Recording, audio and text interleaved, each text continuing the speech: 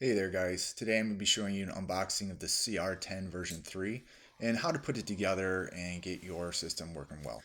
Originally I had the chance to use the Ender 3.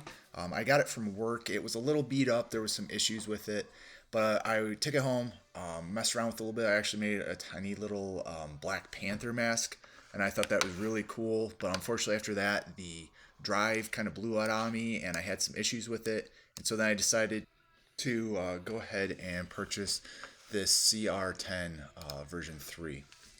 Now, as you can see here, taking everything out of the box, there's a lot of stuff in there, but we got our power cords, we've got all the items and tools that we need in order to put this together.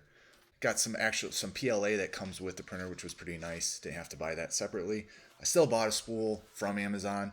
I actually picked this up off of Amazon for about 460 bucks. Wasn't too bad of a deal. I wanted to see what it could do. It had a bigger build volume, larger build volume. It was 300 by 300 by 400 millimeters, so it allows you to do a little bit larger props and items to create. But as you can see here, it comes with bolts for a frame here. You have to bolt the gantry frame to the base frame. I'm going to be showing you how I did that here in a second. Like I said, it comes with the wrenches, comes with everything that you need in order to properly do this. Take your time, read the instructions. I had to watch a few reviews and different videos, and so I'm going to be giving you guys some feedback and some things that I've learned. I got this back in September, and I've noticed there's just been a learning curve, and it's nothing to be afraid of. You're going to have prints that fail, you're going to have issues, but I'm just going to share some of my experience. Please feel free in the comments to leave anything that you might have experienced, or things that could even help me to get better prints and to grow as an individual when it comes to 3D printing. As you can see here, we have pull rods, we have the L pull rod connector, we have the live bolts, screws, pretty much everything you need. It's going to be all in the instructions. And like I said, it's fairly simple if you're somewhat mechanically inclined to put together. Like, it all sort of makes sense. It's not crazy, but like I said, there wasn't a lot out there on how to put this together. So like I said, take your time, look at what you need to do. Everything screws together pretty nicely. If you feel like you have to force something, stop, look at the directions, think about how this thing should be put together, look at the pictures that come with the directions, and just take your time. There's a few times I would start to do something and I'd have to go back, reread the directions, look at it again. It was, like I said, it was just a process, but don't stress out over it. Now, by all means, I'm not saying that this is the perfect instructional video. It's just something that I threw together. I found it would be, hopefully, it would be beneficial for somebody else to watch it. If I'm going too fast, just rewatch it, slow it down, do whatever you need to do. But hopefully, this kind of clears some things up, especially with just all the little pieces and parts that come together with it. Now, this is still a huge learning curve for myself. I found that I've had to take my time and really dive deep down into some videos and forums and whatnot, just trying to figure out what's going to work best for my machine. That being said, you can buy the same exact thing that you see here in this video and still have different results just based off of where you keep the machine, the settings you have on it. So some of the people that I've liked watching are Vault Fox and Uncle Jesse on YouTube. I think they've had some really good videos. They break stuff down very clearly, kind of step-by-step processes on a lot of things that I had questions about, and I think they do a really good job with that. They don't have the same. They don't all have the same machines, but it's the same principles. Especially when you get to actually printing and looking at the mechanisms of, like I said, settings and the actual structure of the machine, how to get it to run properly and work well. But as you can see here, we got the spool holder. Putting that together, that's where your PLA or whatever your filament is going to sit. Here we have the material detection sensor. Go ahead and take your time putting that in. Make sure that's sturdy. That's pretty neat. It won't allow you to continue printing if it runs out of material, having any failed prints.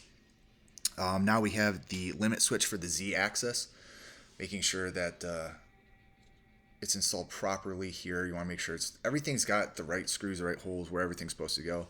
All of your connections here, making sure, once again, everything fits properly. Once again, don't force anything. Take your time. Look at where everything's supposed to go. Once again, everything's in the directions. Make sure that you're following those as close as possible. Now here we have the control box. This is where power supply is, and this is how you control the actual printing device itself. Now, the only thing that I haven't done yet, and I think that's going to be one of my next steps, is I need to find something to do for the cable management. There's quite a bit going on.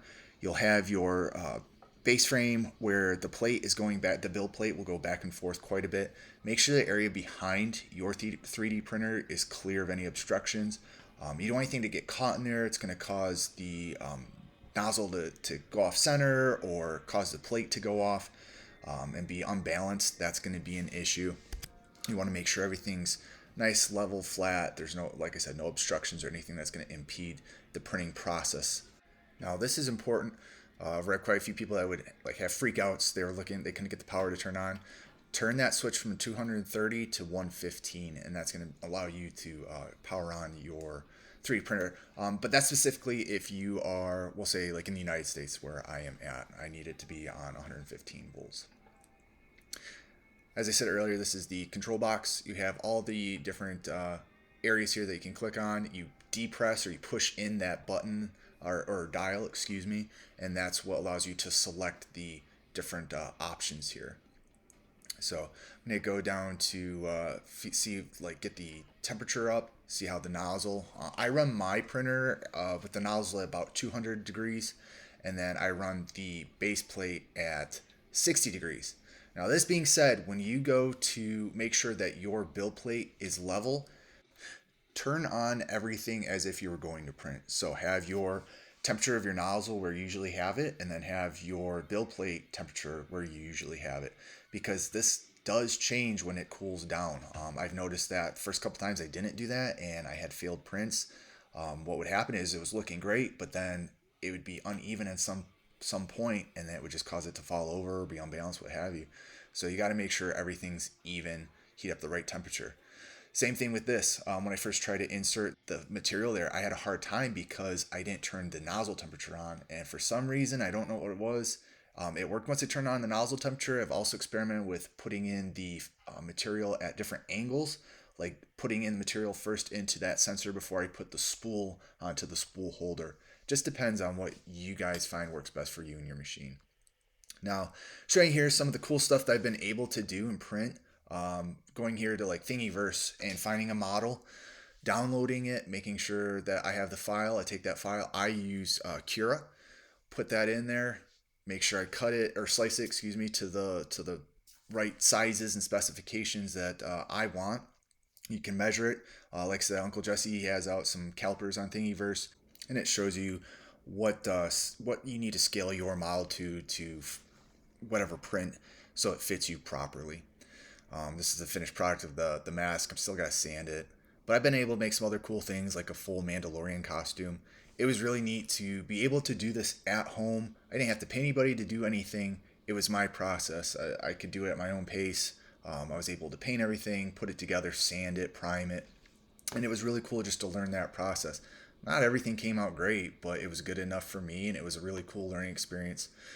This has been a really fun hobby for me. Like I said, I don't claim to have all the answers, but I hope this video did help you. Please leave any questions or comments down below, and I'll be more than happy to help and answer and do whatever I can to get that information to you guys so you can start your own 3D printing process. Take care.